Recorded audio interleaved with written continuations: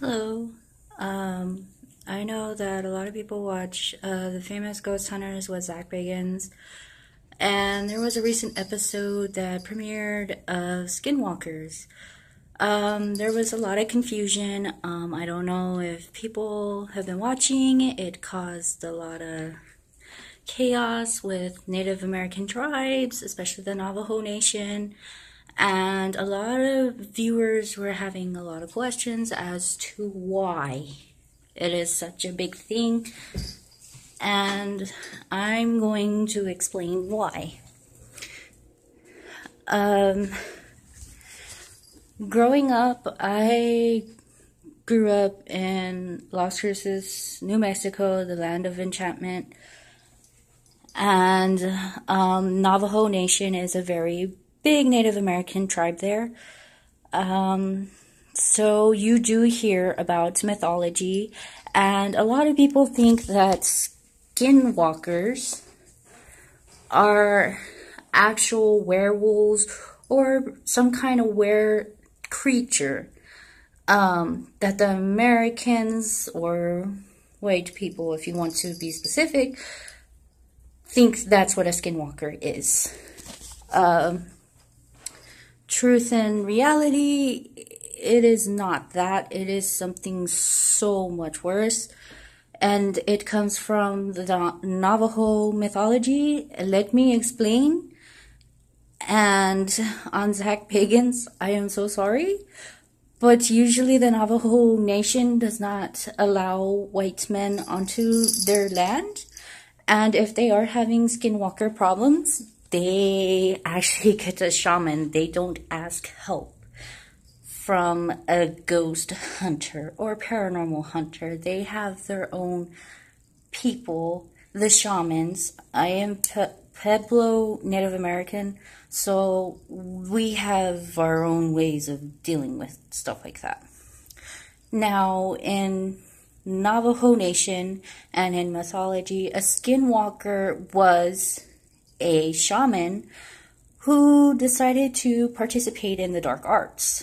And for whatever the reason may be, due to bad blood, meaning feuding wars with neighboring tribes or in bad times, to become one, you would have to, as a shaman, whether male or female, kill your brother or sister or close relative. On top of that, skinwalkers no longer are human at that point. Skinwalkers in general they use animal furs to become and shapeshift into animals, and they carry certain likeness of these creatures. Such an example is a coyote. When in human form, they may have the coyote's golden eyes, they may have claw-like hands, and they may have fangs. They do not resemble human very much. So, they are also known to kill people. Now, this is a scary part for a very sad reason. Usually, in most cases, the skinwalker, like I said, is a shaman that was a person who decided to do dark arts and had to kill a family member, and now they can transform into an animal. They must wear furs. They have glowing eyes. They don't really resemble human anymore. And here's the bad part. And I am warning anybody who is wanting to do paranormal stuff or trying to be a Zach Bagans, please don't try to do this. This stuff is very dangerous, and I'm going to tell you why. Now, skinwalkers are known to attack people, including their own family that they knew. They may kill them. They usually attack their home, and they try finding ways to get into their home, and there's a lot of strange noises and stuff like that.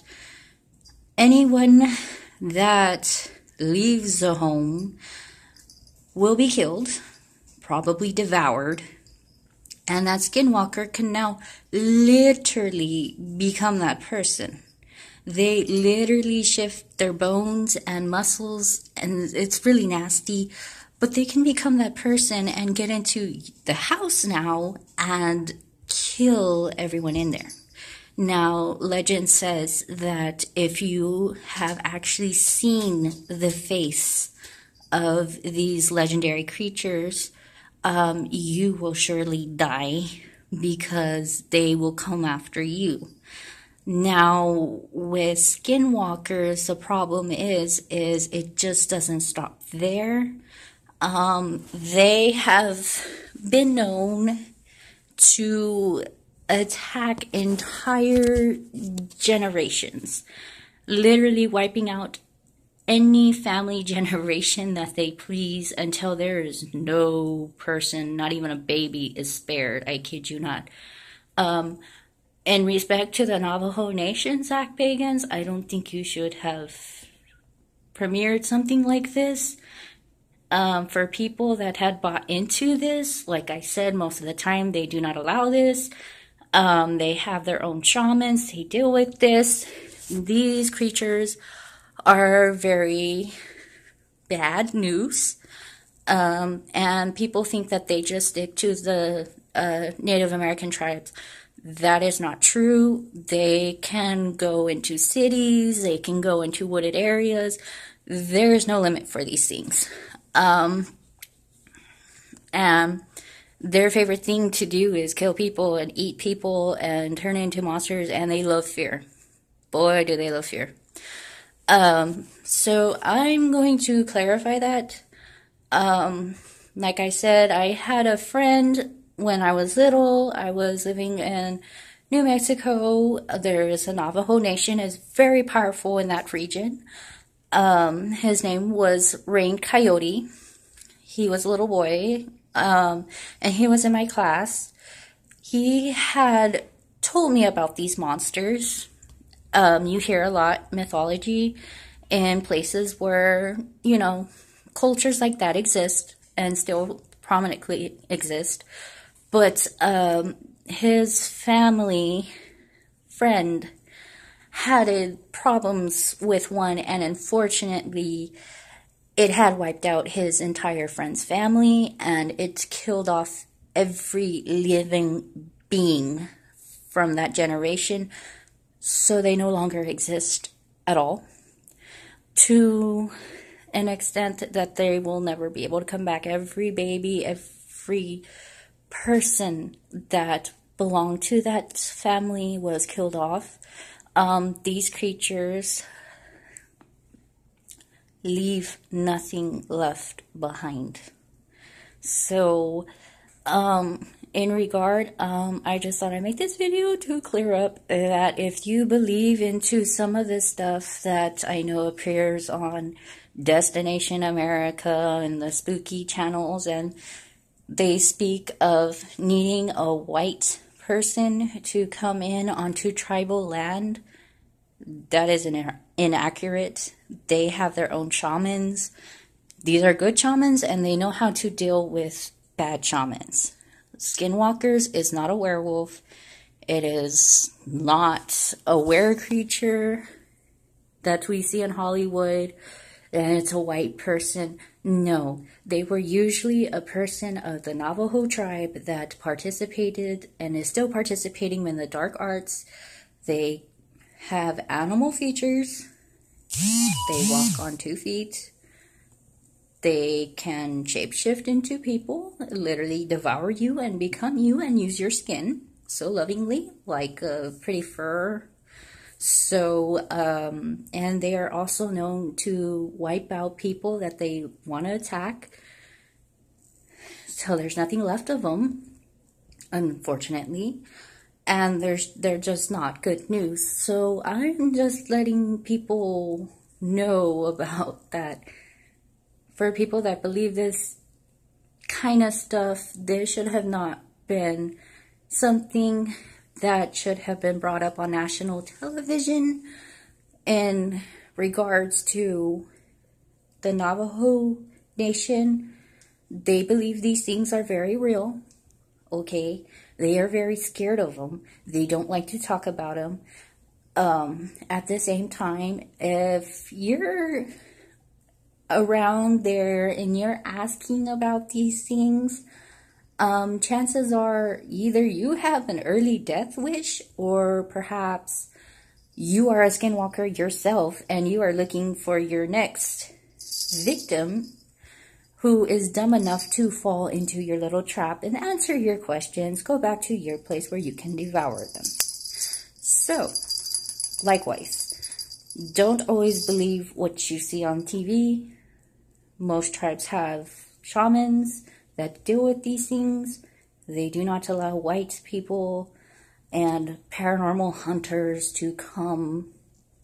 I don't even know why this was allowed, but like I said, in the highest respect to the Navajo Nation, many people have lost their lives to these creatures. It's best that we not bring it up. And as for me, I am very familiar with Native American folklore from different tribes. There are some things that make demons look like little cuddle bugs. I kid you not. Some of them are very, very scary. And me being able to see ghosts, demons, and spirits, I have seen some of these things myself. They are not pretty. They are not very pretty. And if Hollywood was to try to make a scary movie, I don't think they could vividly capture what these things look like. They're just really, really, really scary. But, yeah, but if you buy into this stuff, if something doesn't sound right, especially, and I'm not saying all Native tribes, but I'm saying Native tribes around the world usually have their own ways of dealing with these things, their own police force. So why this was allowed, I don't know, but this right now is causing a big controversy on Facebook, on Twitter, on YouTube. It is a big outrage from many local nearby tribes, most of the Navajo tribe, because, you know, of all the bad things that white man has done. And, you know, we don't really hire these people. We have our own shamans. Just like you would ask a Catholic priest to come bless your home to get rid of a demon, or you go to a church and get your, you know, exorcist or something. So I just thought I'd clear this up. So yeah, bye.